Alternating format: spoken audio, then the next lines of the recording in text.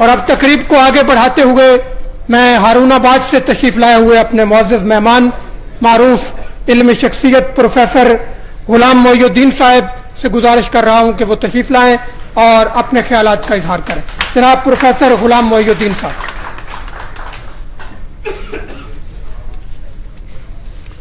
اعوذ باللہ من الشیطان الرجیم. بسم اللہ الرحمن الرحیم. الحمد للہ رب العالمین والصلاة والسلام علی سید الانبیاء والمرسلین. اما بعد فقد قال اللہ تبارک و تعالی فی کلامہ المجید ولا رطب ولا یابس الا فی کتاب مبین. معزز صدر محفل، ارباب فکر و دانش، اصحاب محبت و مودت،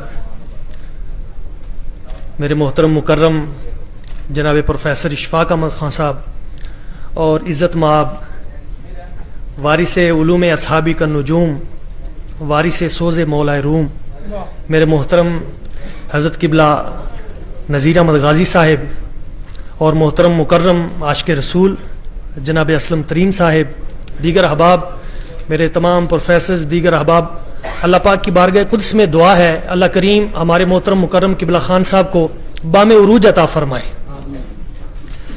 آپ نے جو کام کیا ہے میں اس پہ چند باتیں وقت کی کمی کو ملحوظ خاطر رکھتے ہوئے پیش کرنا چاہوں گا.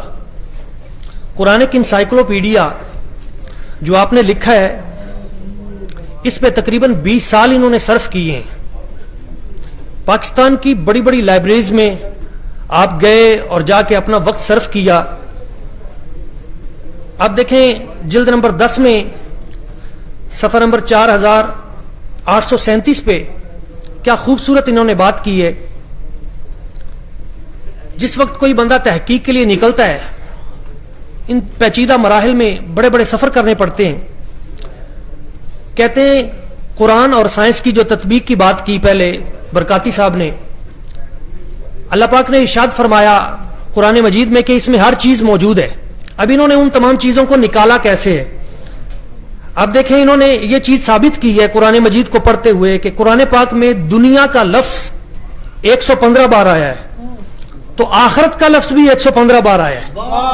کیا حسن ہے قرآن کا. حسن دیکھیے، حسن دیکھیے قرآن پاک کا. ملائکہ کا جو لفظ ہے وہ 88 مرتبہ آیا ہے تو شیاطین ان کے مقابل میں وہ بھی 88 مرتبہ 88 مرتبہ. اچھا ان کی محنت دیکھیے.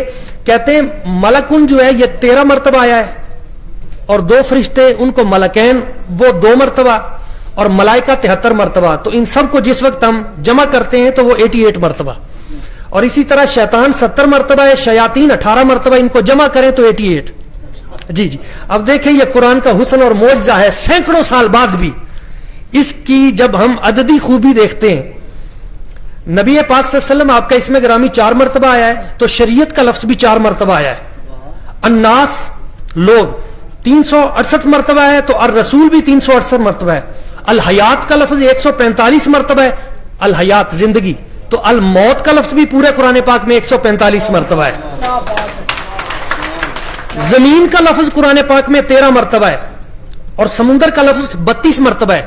تو جس وقت ہم اس کی پرسنٹیج نکالتے ہیں تو پوری دنیا میں جو سمندر ہے اس کا جو پانی ہے اب وہ دیکھیں وہ 71% ہے اور جو خشکی ہے زمین ہے وہ 29 ہے.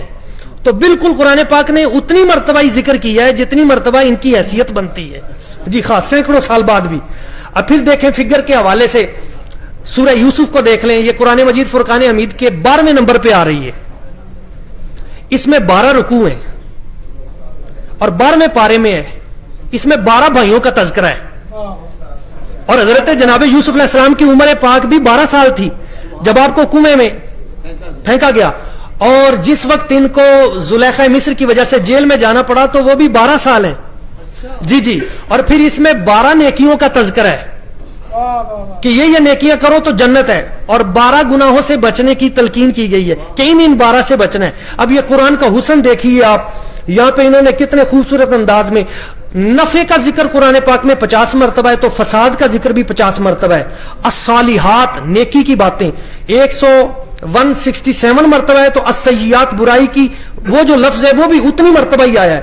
تو برابر پہ یہ چیز ہر چیز کو اس طرح کتنی محنت انہوں نے کی ہوگی. ایک ایک چیز پہ, ایک ایک لفظ پہ کتنی کتنی مرتبہ قرآن پاک کو پڑھا ہوگا. وہ دیکھیں ڈاکٹر مورس بوکائلے نے لکھی تھی قرآن اینڈ سائنس, اس پہ the most perfect man of the world. تو پہلے مسلمان نہیں تھے, مسلمان ہوئے, پھر انہوں نے جس وقت تقابل کیا تو اس کے بعد بڑا خوب کہا. اور کیپٹن کوسٹیو جن کا انہوں نے تذکرہ کیا ہے, میں نے وہ سارا اس کو پڑھا. کیپٹن کوسٹیو نے سمندروں کے پانیوں پہ تحقیق کی. قبلہ ڈاکٹر صاحب نے اس کو بھی دیکھا, پروفیسر صاحب نے, اس نے سمندروں کے پانیوں پہ تحقیق کی اور یہ ثابت کیا کہ یہ کام میں نے اوریجنل کیا ہے. سب سے پہلے کیا کام کیا ہے؟ اس نے کہا جبرالٹر کے مقام پہ بحر اوقیانوس ہے, بحیرہ روم ہے, یہ دونوں سمندر مل رہے ہیں. تو اس نے کہا میں نے ان دونوں سمندروں کے پانیوں کو چیک کیا ہے, جو الکلی تیزابیت اس طرف ہے وہ اس طرف نہیں ہے, جو اس طرف ہے وہ ادھر نہیں ہے. تو اس کا مطلب یہ ہے کہ ان دونوں کے درمیان کوئی خفیہ پردہ ہے جس کو انسانی آنکھ دیکھ نہیں سکتی. اس پہ اس کو نوبل پرائز دیا گیا. اس کو کہا جناب اس نے نیا کام کیا, اس سے پہلے یہ کام کسی نے کیا ہی نہیں ہے. تو وہ جو ڈاکٹر مورس بوکائلے صاحب تھے یہ گئے اس کے پاس اور کہا کہ تم نے اتنے سال لگا کے سمندروں کے پانیوں پہ تحقیق کرنے کے بعد جو چیز پیش کی ہے کہ جہاں پہ دو سمندر اور دو دریا مل جائیں ان کے درمیان خفیہ پردہ ہوتا ہے, انسانی آنکھ دیکھ نہیں سکتی. اس نے کہا یہ کام تو قرآن نے 1450 سال پہلے کر دیا. اس نے کہا کیسے, کیا اس دور میں کوئی ایسی ہستی تھی جس نے جبرالٹر کی تہوں میں آ کے اس مقام کو دیکھا؟ کہا نہیں. کس نے بیان کیا ہے؟ کہا مدینہ شریف والے کے قرآن کو پڑھو, سورہ رحمان کو پڑھو, مرج البحرین یلتقیان بینہما برزخ لا یبغیان. جب دو سمندر آپس میں ملتے ہیں, بینہما برزخ, ان کے درمیان میں ایک خفیہ پردہ ہوتا ہے, لا یبغیان, اس طرف کا پانی ادھر نہیں ہے اور اس کی نمکیات ادھر نہیں ہے. اس نے کہا, یہ پروفیسر صاحب نے یہ بات بیان کرتے ہوئے آگے جو لکھا, کہا یہ وہ مقام تھا قرآن کی, یہ وہ اٹل حقیقت تھی جس وقت اس کیپٹن کے سامنے آئی اسی وقت کلمہ طیبہ پڑھ کے مسلمان ہو گیا. آپ دیکھیں بڑا خوبصورت کام ہے اس حوالے سے. جس وقت فضائی کام پہ انہوں نے توجہ دی وہ بڑا خوبصورت کام کیا. شکار کے حوالے سے ایک بڑی اچھی بات کی آپ نے, کہنے لگے کہ یہ جو شکار ہے, اب دیکھیں علم کی فضیلت پہ پہلے باتیں ہو چکی ہیں, یہ بڑی مجھے مزہ آیا اس بات کو پڑھ کے. کہنے لگے قرآن پاک نے بیان کیا ہے شکار کے اصول, اور پھر فرمایا کہ جس وقت کوئی کتا شکار کے لیے تم چھوڑو تو اس سے پہلے اس کتے کو تعلیم دو. ایک ہی گھر میں ایک ہی نسل سے پیدا ہونے والے دو کتے ایک جیسے ہوں, مکلبین تعلمونہن مما علمکم اللہ. کہا ایک کتے کو تم نے شکار کا علم سکھایا ہے اور دوسرے کو نہیں سکھایا. کتے ایک نسل سے ہیں, ایک جیسے ہیں, دونوں کو چھوڑ دو. جو کتا جس نے صرف شکار کا علم سیکھا ہوگا وہ کسی چیز کو پکڑ کے لائے گا تو وہ حلال ہوگی, اور جس نے وہ علم شکار نہیں سیکھا ہوگا وہ لے کے آئے گا تو وہ حرام ہوگی. تو کیا خوبصورت بات کی. کہنے لگے اس کا مطلب یہ ہوا کہ حلال اور حرام کے درمیان جو تمیز ہے وہ علم نے دی ہے. واہ واہ واہ.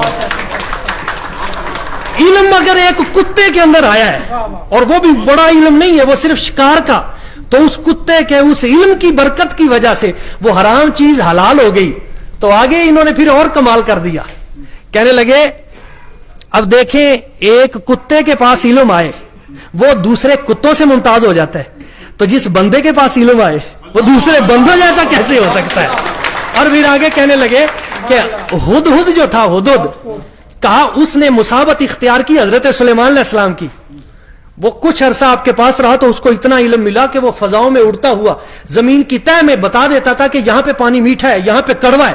اگر کوئی حضرت سلیمان کی مسابت میں پرندہ شامل ہو جائے تو اللہ تعالیٰ اس کو اتنے علوم عطا کر دیتا ہے, تو جو مصطفیٰ کریم صلی اللہ علیہ وسلم کی مسابت میں صحابی ہوں گے اللہ تعالیٰ ان کو کتنا علم عطا فرماتا ہے, ان کو کیا علم عطا فرماتا ہے.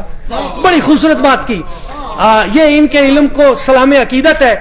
وہ چیزیں جو آج تک مخفی تھیں اس انسائکلوپیڈیا نے کھول کے سامنے کر دی ہیں. آپ دیکھیں ڈاکٹر کیتھ اینڈ مور نے بڑا کام کیا.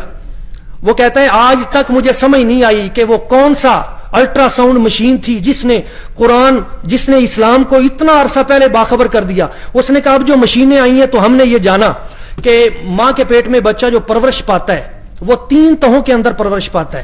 اللہ تعالیٰ نے اس کی 3 تہیں رکھی ہیں تاکہ اس کی حفاظت ہو. یہ اب ہمیں پتا چلا جب مشینیں آئی ہیں کہ اس کا, لیکن وہ کہتا ہے قرآن پاک نے سینکڑوں سال پہلے بیان کر دیا, یخلقکم فی بطون امہاتکم وہ اللہ ہے جو تمہیں تمہاری ماؤں کے پیٹ میں تخلیق کرتا ہے. خلقم من بعد خلقن, ایک تخلیق کے بعد دوسری تخلیق. فی ظلمات ثلاث, 3 پردوں میں. وہ کہتا ہے وہ عرب کے بادیہ نشین, ان کے پاس وہ کون سی ایسی الیکٹرانک ایسی کوئی چیز, ایسی سائنس تھی جس بنیاد پہ سینکڑوں سال پہلے انہوں نے یہ راز بیان کر دیے. اور یہاں پہ وہ کہتا ہے ایک آیت ایسی ہے جس نے مجھے حیران کر دیا. وہ کہتا ہے یہ 1950 سے پہلے یہ تصور تھا کہ جیسے جیسے آپ اوپر جائیں گے ویسے ویسے آکسیجن بڑھتی جائے گی.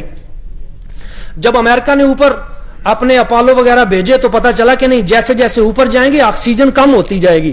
پھر اس کے لیے جس وقت روس نے یوری گاگرین اور اس کے بعد نیل آرمسٹرانگ یہ گئے تو پھر سلنڈر اور انہوں نے اس کا اہتمام کیا آکسیجن کا. وہ کہتا ہے اس وقت 1950 کے بعد جا کے ان کو پتا چلا کہ جیسے جیسے آپ اوپر جائیں گے آکسیجن کم ہوگی. سینکڑوں سال پہلے مدینہ شریف میں جب حضور پہ قرآن کا نزول ہوا, اللہ پاک نے فرمایا وَمَن يُرِدِ اللَّهُ أَن يَهْدِيَهُ يَشْرَحْ صَدْرَهُ لِلْإِسْلَامِ. جب اللہ کسی کو ہدایت دیتا ہے تو اس کے سینے کو کھول دیتا ہے. وَمَن يُرِدْ أَن يُضِلَّهُ, اور جب اللہ کسی کو گمراہ کرتا ہے یجعل صدرہ ضیقا, اس کے سینے کو تنگ کر دیتا ہے. کانما حرجن کانما یصعد فی السماء, جیسے آسمان پہ چڑھتے ہوئے ایک مقام پہ سینہ تنگ ہو جاتا ہے اور آکسیجن بند ہو جاتی ہے. آسمان پہ سفر کرتے ہوئے جیسے آکسیجن بند ہو جاتی ہے. اس نے کہا اس وقت کون سا ایسا علم تھا جس نے یہ چیز بیان کر دی کہ جیسے جیسے آسمان کی طرف جاؤ گے آپ کی آکسیجن کم ہو جائے گی. اس نے کہا وہی سچا ہے مذہب, وہی سچا قرآن ہے جس نے سینکڑوں سال پہلے یہ تمام معاملات بیان کر دیے. اس طرح میں اپنی گفتگو کو سمیٹتا ہوں. آسمانوں کی تخلیق پہ گفتگو کرتے ہوئے بڑی بڑی باتیں, بڑے بڑے راز بیان کیے. آج جا کے یہ 1980 اس دور میں آ کے سائنسدانوں نے کہا کہ یہ جو کائنات ہے یہ وسعت پذیر ہے, اس میں پھیل رہی ہے, آسمان پھیل رہے ہیں, سیاروں ان میں فرق بڑھتا جا رہا ہے. اس نے کہا یہ آج ہم پہنچے ہیں, قرآن نے سینکڑوں سال پہلے بتا دیا. وَالسَّمَاءَ أَبْنَيْنَاهَا بِأَيْدٍ وَإِنَّا لَمُوسِعُونَ. اللہ پاک فرماتا ہے ان آسمانوں کو میں نے اپنے دست قدرت سے جیسے اس نے چاہا تخلیق کیا. وَإِنَّا لَمُوسِعُونَ, اور ہم ان میں وسعت پیدا کرتے جا رہے ہیں, ہم ان کو بڑھاتے جا رہے ہیں. تو یہ تمام چیزیں اس پہ نمبرنگ کے حوالے سے, اور چاند پہ ان کا بڑا کام ہے, شہاب ثاقب کے اوپر ان کا بڑا کام ہے, قرآن کے اسرار پہ, اور کتنی میں باتیں بیان کروں ان تمام معاملات پہ. یہ 16 جلدیں ہیں. میں اس بات پہ اپنی گفتگو سمیٹتا ہوں کہ جس بندے نے یہ کتاب لکھی ہے اس نے سینکڑوں مرتبہ قرآن پاک پڑھا ہے. صرف قرآن پاک نہیں پڑھا, اس نے مستشرقین کو پڑھا ہے, اس نے ان کے اعتراضات, ایک ایک اعتراض, اور ختم نبوت پہ اور تحفظ ناموس رسالت پہ جو انہوں نے کام کیا اس میں کمال کر دیا. سارے پچھلے سالوں کے مدت سے جو امت پہ قرض ہے وہ سارا اتار دی ہے. میں یہ بتانا چاہتا ہوں آپ تمام احباب کی توسط سے پورے عالمی اسلام کو کہ جس بندے نے اپنی زندگی کے 20 سال لگا دیے اور ایک چیز کو ڈھونڈنے کے لیے قرآن مجید فرقان حمید کو 100 مرتبہ پڑھا, کیا ہم اس کی اس تحقیق کو ایک مرتبہ بھی نہیں پڑھ سکتے؟ کیا ایک مرتبہ بھی نہیں؟ ان رازوں کو جو انہوں نے واشگاف کیا ہے, کھولا ہے ہمارے سامنے, تو یہ وہی باتیں جو نبی کریم صلی اللہ علیہ وسلم نے پہلے فرما دی. میں اس شعر پہ اپنی گفتگو ختم کرتا ہوں. تیری نظر خارزار شب میں, تیری نظر خارزار شب میں گلاب تحریر کر چکی تھی, اجاڑ نیندوں کے خواب میں انقلاب تحریر کر چکی تھی. میرے ذہن کے فلک پہ جو بھی سوال ابھرے تو میں نے دیکھا تیرے زمانے کی خاک ان کے جواب تحریر کر چکی تھی. بس